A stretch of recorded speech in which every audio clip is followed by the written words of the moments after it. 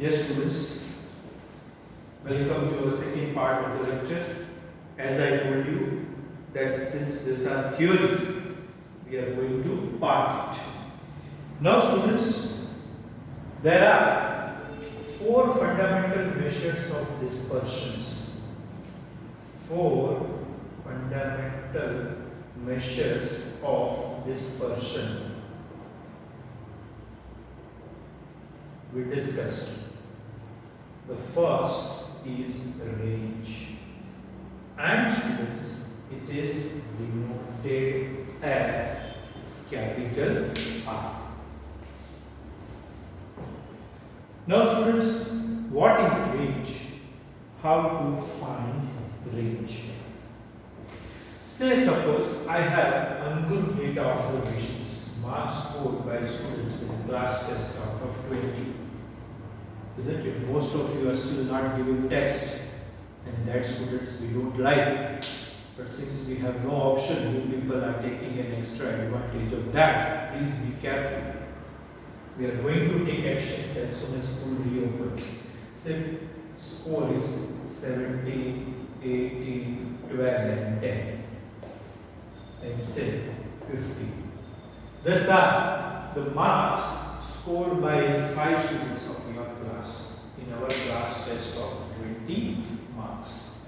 Now, the highest observation is 18 and lowest is 10. So I write XH is equal to 80 marks and lowest is 10 marks on 20. Range is nothing but the difference between highest and lowest observations. So here I will get 8 marks. So students, now you can easily understand what is range and students how to define range.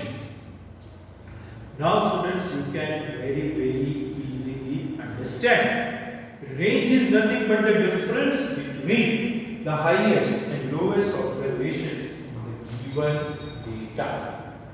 Of the given observations of the data, the difference between the highest observation and the lowest observation, students, is defined as range of the data.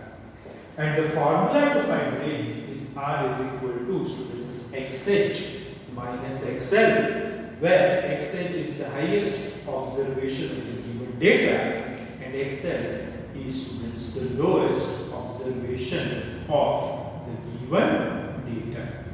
Technically, no sums are given in the textbook for range because this is the simplest and easiest measure of dispersion. Students, range is the simplest and the easiest measure of dispersion. Now, students, we are going to define a second measure on quartile deviation. Quartile deviation is not there in our syllabus, so it is to be only remembered as a measure. Quartile deviation is a measure of dispersion, but sums of quartile deviation are included only in commerce. Sums of quartile deviation are not included in science. Now, students, I continue with the same observations which I wrote 1, 2, 3, 4, 5. So, total of this observations is 15.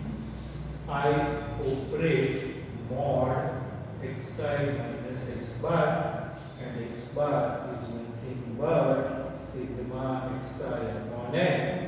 So 15 divided by 5, so it is 3. So mod of 1 minus 3 is mod of minus 2, which is 2. Mod of minus 1 is 1. Mod 0 is 0. Mod of 1 is 1. Mod of 2 is 2. So this totals to 6. I told you in statistics, most of the definitions, students, are on the basis of formula. Now, mean deviation about mean is denoted as MDX bar. how to read this symbol. It is mean deviation about mean. It is mod sigma x minus x bar upon n. So 6 divided by 5, whatever the answer is. So it will be 12 by 10. So the answer is 1.2. Now students, if I am going to define mean deviation, all of you please pay attention. Again, I don't know whether you people are in a habit of learning definitions or not, but according to our pattern, students, definitions are again very important. Students, we cannot do away with definitions because certain concepts of statistics are well understood with the help of definition. It's very simple. We read out each term. Sigma is summation. Whenever I divide by n, it is called average. Xi minus x bar is called deviation of every observation from mean. If I would have written xi minus n, this is called deviation of every observation from median. And students, if I write xi minus z, it is called deviation of every observation from.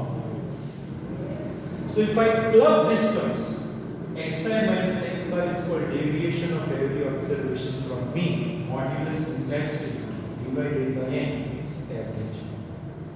So if I want to define mean deviation about mean, which is denoted by mdx bar, what is the meaning of this box? You carefully, students, understand. This box mdx bar means mean deviation about mean. If I write md bracket n, it is mean deviation about mean. And if I write mdz, students, it is called mean deviation about. So the average of absolute deviations of observation from mean. Absolute deviation means positive. The average of absolute deviations of observation from mean is called mean deviation of the observation with respect to mean. I repeat, the average of means divided by n. The average of absolute deviations of observation from mean. When I say absolute deviation of observation from mean, it means mod xi minus x bar, it's sum. When we take average, sum is always divided by number of observations. So if I club all the terms and if I write the definition is like this. The average of absolute deviation of observations from mean is called mean deviation with respect to mean. Same way, the average of absolute deviation of observation from median is defined as mean deviation with respect to median, and it is denoted like this: MDN, and it is summation of mod xi minus n divided by n. And if it is MDZ, then here I have to write z. So this is the definition of mean deviation with respect to mean. Once again, the average of absolute deviation of observation from mean is defined as mean deviation about mean. The average of absolute deviation of observation from median is defined as mean deviation with respect to median. And same way, the average of absolute deviation of observation from mode is defined as mean deviation with respect to. So in statistics, students, as I told, majority of the definitions are based on formula, and one has to be very particular in memorizing the concepts, students. Without memorizing the concepts or without having a sound base of theory, students, you will not succeed in statistics. Statistics is not only mean, median and mode of what we have been thinking since standard 8, 9 and 10. Statistics is much advanced than mean, median and mode. So I hope this is clear. We have defined defined two measures of dispersion, sorry, today, and those measures are range and mean deviation.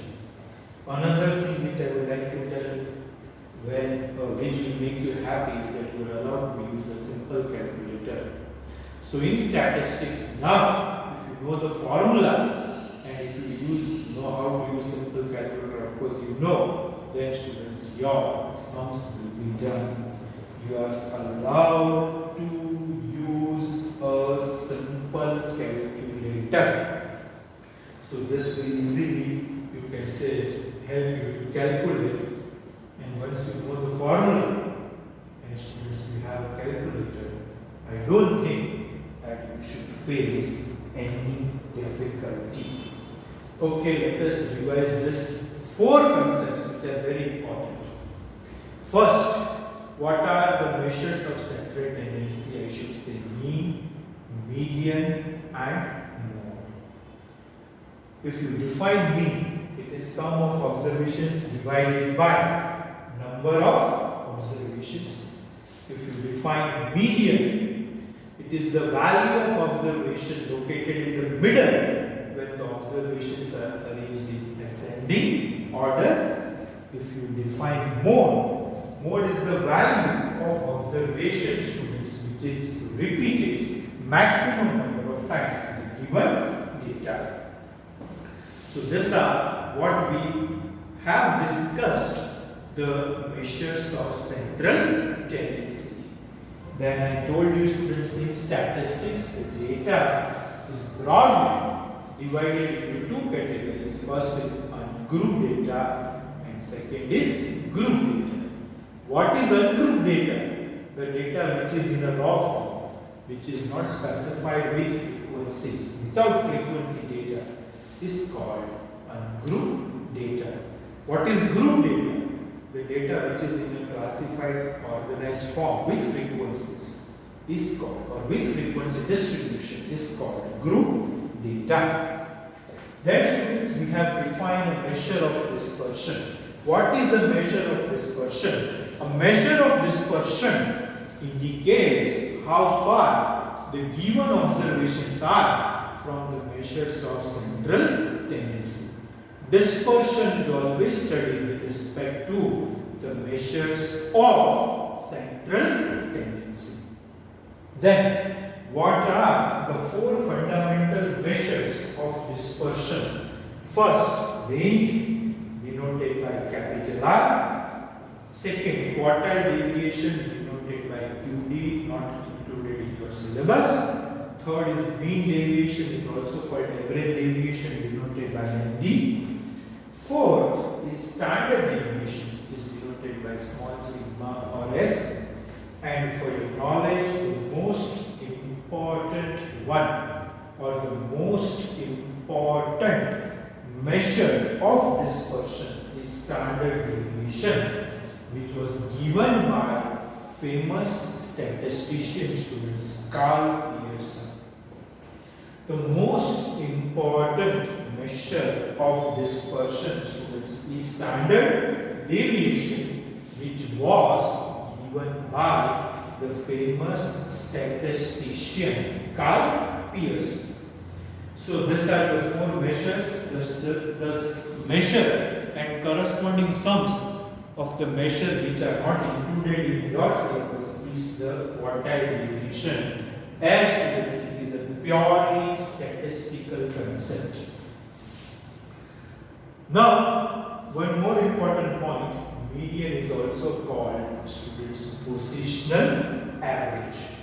How do you define median? Then I can say, students, median is called positional average. Now let us define the first measure, students, range.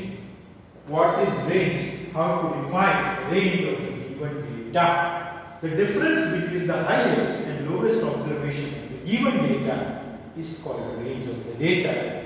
Our textbook has not given the formula. The formula to find range is, students, R is equal to XH minus XL, where XH is the highest observation and XL is the lowest observation which are there in the given data.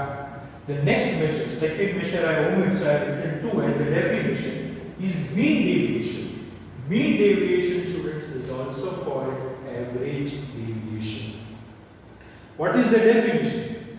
The average of absolute deviations of observation from mean is called mean deviation with respect to mean, and it is denoted by MDX bar. Similarly, the average of absolute deviations of observation from median is defined as mean deviation with respect to median, and that is defined as MDM.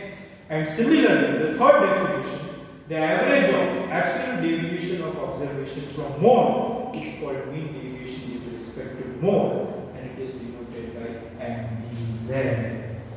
So this is what, students, I want you to memorize, learn, write the theories twice. Do not omit the theories altogether. You should pay more attention to theories, because some concepts, somewhere indirectly, theories are related. And by chance, if you are weak in theory, students, that will harass you for the sums. So this concludes the second part of the lecture. I hope you learn and study both the parts very well.